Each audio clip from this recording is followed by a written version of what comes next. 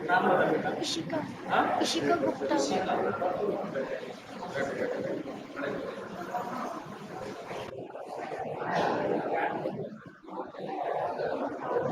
हाँ, बताओ क्या तकलीफ होती है? हमको डर बहुत ज़्यादा लगता है। हाँ?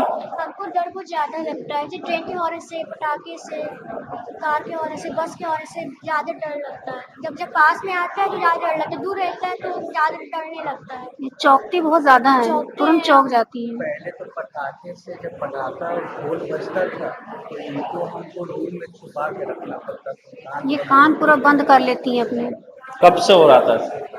इनका बचपन से ही ऐसा है। अच्छा, और और जो है इनका पहले भी दर्द पेट में होता था, 2 साल में इनकी पढ़ाई रुकना यहाँ पड़ा। लिखा हुआ है, इशिका जी, आपका स्वास्थ्य खराब होता रहता है बीच बीच में, तथा आपके पेट में तंत्र का प्रभाव है, सर पे भी तंत्र का प्रभाव है, आपके आंखों के ऊपर भी तंत्र का प्रभाव है, फोटो के माध्यम से तंत्र कराया गया है, डर लगता रहता है, घबराहट होती है, पढ़ना चाहते हैं पर पढ़ नहीं पाते, कभी स्वास्थ्य के चलते तो कभी तंत्र के चलते ऐसा हो जाता है, और फिर पढ़ने का मन नहीं करता।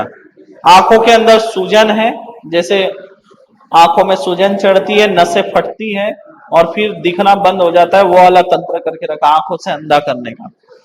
पिछले 5 साल से इनके ऊपर तंत्र प्रयोग हो रहा है, और जब ये पेट में थे तब भी तंत्र प्रयोग आपके पत्नी पर हुआ था, जिस वजह से वही प्रभाव इसके गर्भ अवस्था में बच्ची के ऊपर चला गया। तो इसलिए बचपन से भय लगता है, क्योंकि देखो जब तांत्रिक क्रिया होती है तो डमरू बजता है, ढोल बजते हैं, है ना, अलग अलग शोर शराबा होता है, चिल्लाया चीखना होता है, जो अघोरी तंत्र कुछ होते हैं ऐसे, तो उसमें कुछ इस तरह के वाद्यों का प्रयोग किया जाता है। तो वही सारी चीज गर्भ अवस्था में इसने देखा है, तो उसी का भय इसको लगता है, कभी हॉर्न से डरेगी, पटाखों से डरेगी, ऊंचे आवाज से डरेगी। तो ये सब जो है गर्भ अवस्था में जो तंत्र हुआ था उस वजह से है।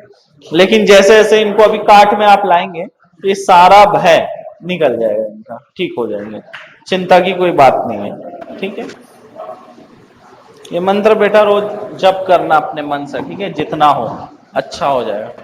मुट्ठी बंद कर लो, देख लो, आंखें बंद कर, देखिए आंखें खोल लीजिए। आपके ऊपर जो है उच्चाटन तंत्र प्रयोग भी है, और जब आप 25 साल के थे तब से आपके ऊपर तंत्र प्रयोग हुआ। कितने?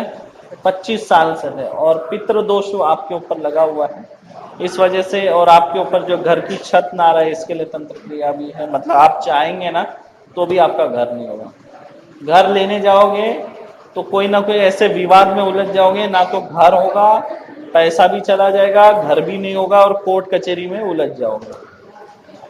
मतलब घर भी हाथ नहीं लगा, जो पैसा था वो भी फंस गया, और उल्टा कोर्ट, उस पैसे को पाने के लिए कोर्ट कचहरी लड़ो, नहीं ऐसा।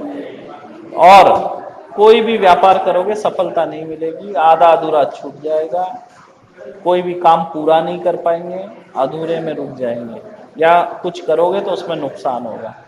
किसी में ऐसा होगा 10 लाख लगाए तो 8 लाख मिल जाएंगे, किसी में ऐसा होगा कि पूरा नुकसान हो जाए, किसी में ऐसा होगा आधा मिलेगा, प्रॉफिट में नहीं जाएंगे। हो जाएगा, कोई बात नहीं है, काट करेंगे एक बार तो हो जाएगा।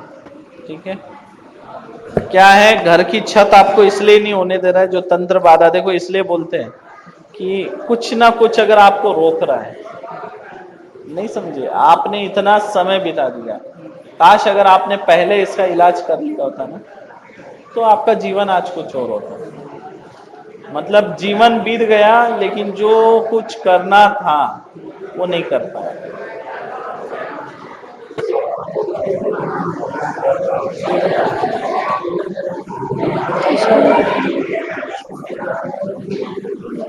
और गुरु जी है मेरे छोटे बेटे, एक बेटी एक बेटा है।